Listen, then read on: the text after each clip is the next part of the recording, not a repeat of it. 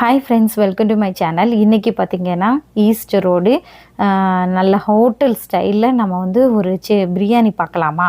வாங்க நம்ம வீடியோக்குள்ளே. என்னோடய பிரதர் தான் செய்கிறாங்க. ஒரு கடாயில், நல்ல பெரிய கடாயி, பெரிய பாத்திரம் எடுத்துக்கோங்க. அப்போ தான் நல்லாயிருக்கும், நம்ம கிண்டுறதுக்கும் வசதியாக இருக்கும். ஸோ ஆயிலு, நெய் இந்த ரெண்டையும் சேர்த்துட்டு நம்ம ஸ்பைசஸ் எல்லாம் ஆட் பண்ணிவிட்டு இஞ்சி பூண்டு, ஆனியன், அதுக்கப்புறம் பச்சை மிளகா இவ்வளோத்தையும் கொஞ்சம் உப்பு போட்டு நல்லா வதக்கிக்கோங்க. நல்லா ஃப்ரை ஆகணும். நல்ல கோல்டன் இல்லை, லிட்டில் கோல்டன், நல்ல ஒரு கிளாஸி பதத்துக்கு வர வரைக்கும் நல்லா வதக்கிக்கலாம். நல்லா வதக்கிட்டு அதுக்கப்புறம் பார்த்திங்கன்னா தக்காளியை வந்து நல்லா சின்ன சின்னதாக வெட்டி வச்சுக்கோங்க. அப்படி இல்லைன்னா நீட்டமாகவும் வச்சுக்கோங்க. இப்போ நமக்கு வெங்காயம் எவ்வளோ தூரத்துக்கு நல்லா வேகுதோ அதுதான் நம்மளோட இது. ஏன்னா வெங்காயம் நல்லா மனம் கொடுக்கும். ஸோ அதுக்கப்புறம் நம்ம புதினா, கொத்தமல்லியை நல்லா கழுகி சின்ன சின்னதாக அரிஞ்சிட்டு அதையும் நம்ம சேர்க்க போகிறோம். சேர்த்துட்டு நல்லா வதக்கிக்கோங்க. அதோட ரா ஸ்மெல்லாம் போனதுக்கப்புறம் நம்ம வந்து அடுத்ததான் தக்காளியை ஆட் பண்ணணும். தக்காளி ஆட் பண்ணுறதுக்கு முன்னால் நம்ம வந்து என்ன பண்ணுறோன்னா, நம்மளோட நம்ம கஸ்தூரி, நம்ம என்ன சொல்கிறது, காஷ்மீர் மிளகு இருக்குல்ல, அதுதான் சேர்க்குறோம். 2 ஸ்பூனு சேர்த்திங்கன்னா கொஞ்சம் கலர் கொடுக்கும். ஸோ அது சேர்த்துட்டு நல்லா மிக்ஸ் பண்ணிக்கோங்க. என் தம்பி வந்து ஹோட்டல் ஸ்டைலில் செய்கிறனால கொஞ்சம் காரமாக நல்லா அழகாக இருக்கும். அப்படி தான் அவன் செய்வான். நிறைய கொத்தமல்லி இலையெல்லாம் போட்டு பண்ணுறதுனால நல்லா டேஸ்ட்டாகவும் இருக்கும். ஏன்னா நிறைய பேர்த்துக்கு வீட்டில் பார்த்திங்கன்னா 2-3 ஃபேமிலி இருக்குது. அவங்க எல்லாத்துக்குமே நம்ம வந்து கொடுக்குற மாதிரி தான் சாப்பிட்ற போகிறோம். அதுக்காக தான் வீடுனா நிறைய ஆளுங்க இருக்கிறனால பெரிய பாத்திரத்தில் நம்ம செய்திருக்கோம். ஏன்னு பார்த்திங்கன்னா நம்ம வந்து மசாலா, அதாவது காரம் பார்த்துக்கணும். எங்களுக்கு வந்து பச்சை மிளகா, ஸ்பைசஸ் நிறைய வேணும். ஏன்னா வீட்டில் எல்லாருமே பெரியவங்கன்னா ஆம்பளைங்க எல்லாமே நல்ல ஸ்பைசஸாக சாப்பிடுவாங்க. அதுவும் நாகர்கோவில் சைடு சொல்லவே வேண்டாம். ஸோ தேவையான அளவு இஞ்சி பூண்டு இப்போ எல்லாமே பிரியாணிக்கு பொறுத்த வரைக்கும் நம்ம வந்து தம் பிரியாணியாங்க இது போடுறாங்க. ஸோ அதனால் இஞ்சி பூண்டு என்ன நிறைய வருத்துக்குங்கும் போது நம்ம பார்த்துட்டு, என் தம்பி வந்து அவன் ஹோட்டல் வச்சு நடத்துனனால அவனுக்கு தெரியும் எவ்வளவு அந்த அளவு எல்லாமே. அதனால் அவன் கைப்பதம் தான்.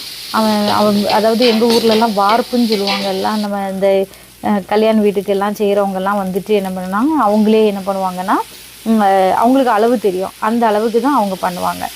ஸோ இதில் வந்து இனி இடத்துல தயிர் சேர்த்துக்கோங்க. தயிர் எதுக்கு சேர்க்குறோம் அப்படின்னா, நம்ம சிக்கன் வந்து நல்ல சாஃப்ட்னஸ் கிடைக்கும். அதுக்காக தான் தயிரும் சேர்க்குறோம். ஸோ நல்ல சாஃப்ட்னஸாக கிடைக்கும். இதுக்கப்புறம் தான் நம்ம வந்து தக்காளியை லாஸ்ட்டு தான் சேர்க்க போகிறோம். தக்காளி சேர்த்துட்டு நல்லா கிண்டிகிட்டே வாங்க. நல்ல அந்த தொக்கு பதத்துக்கு வந்ததுக்கப்புறம் நம்ம வந்து என்ன பண்ணிட்டுனா, கறியை வந்து நல்லா கழுவி எடுத்துகிட்டு அந்த கறியையும் நல்லா கொத்திக்கோங்க. கொத்துக்கறியாக வாங்கினோன்னா ஈஸியாக இருக்கும். ஸோ அந்த மாதிரி தான் தம்பி வந்து கொத்துக்கறியாக வாங்கியிருந்தான். ஸோ கொத்துக்கறியாக நல்லா மிக்ஸ் பண்ணியாச்சு. இப்போ பார்த்திங்கன்னா உப்பு இருக்குது, மசாலா, எரிவு எல்லாமே கரெக்டாக இருக்கிறதுனால நம்ம இந்த ஒன்றுமே பண்ண வேண்டாம். பிரியாணி மசாலா எல்லாமே போட்டிருக்கு. ஸோ கரம் மசாலா, பிரியாணி மசாலா, அதுக்கப்புறம் மஞ்சத்தூள், அதுக்கப்புறம் பார்த்திங்கன்னா தண்ணி தேவையான அளவு ஊற்றிக்கோங்க. அவன் வந்து நாங்கள் வந்து பார்த்திங்கன்னா காஷ்மீர் மிளகா பொடியும் சில்லி பவுடரும் நாங்கள் பச்சை மிளகா நிறைய போடுறதுனால நல்ல ஒரு டேஸ்ட்டு கொடுக்குறோம். பச்சை மிளகா, சில்லி பவுடர் இதனால் கரெக்டாக பார்த்திங்கன்னா இப்போ வந்து 1 கிளாஸுக்கு வந்து 2 டம்ளர் தண்ணி ஊற்றணும். ஸோ அந்த அளவுக்கு தான் அவன் ஒரு அளவுக்கு தான் எடுத்தோன்னா 2 ஆளாக்கு தண்ணி தான் எடுக்கணும். எங்கள் ஊரில் நாங்கள் வீட்டில் அதிகமாக இருக்கிறனால ஆளாக்கு தான். அதுக்கப்புறம் பார்த்திங்கன்னா நம்ம வெந்நி வந்து கொதிக்கிற வெந்நி நம்ம எடுத்துட்டோம் அப்படின்னா, நம்ம அரிசி வந்து தண்ணி, அதாவது பச்சை தண்ணி ஊற்றுறது காட்டிலும் வெந்நி வந்து கொதிக்க வச்சுட்டு அதுக்கப்புறம் ஊற்றிட்டு நம்ம என்ன பண்ணலாம், அரிசியை வந்து கழுகி வச்ச அரிசியும் மிக்ஸ் பண்ணிட்டா நல்லா அழகாக வந்துடும். இப்போ தம்பி என்ன பண்ணிட்டான்னா, ஆல்ரெடி கொதிக்க வெந்நியில் தனியாக வந்து ரைஸையும் வேக வச்சுருந்தான். வேக வச்சுட்டு வடிகட்டி அதையும் மிக்ஸ் பண்ணுறான். மிக்ஸ் பண்ணிவிட்டு அதுக்கப்புறம் பார்த்திங்கன்னா கொஞ்சம் இதுக்கப்புறம் மேலே வந்து ஆனியனை வந்து ஃப்ரை பண்ண ஆனியனு கொஞ்சம் நீங்கள் பண்ணிங்கன்னா இந்த நெய்யெல்லாம் போட்டுட்டு முந்திரி, திராட்சை எல்லாம் மேலே ஸ்ப்ரெட் பண்ணிவிட்டு நம்ம தம்மு வச்சிட்டோம் அப்படின்னா, அதுக்கப்புறம் 10 மினிட்டு கழித்து நம்ம வந்து எடுத்துட்டோன்னா நமக்கு நல்ல அழகாக ஆம்பூர் பிரியாணியும் ஹைதராபாத் பிரியாணி மாதிரி வந்துடும்.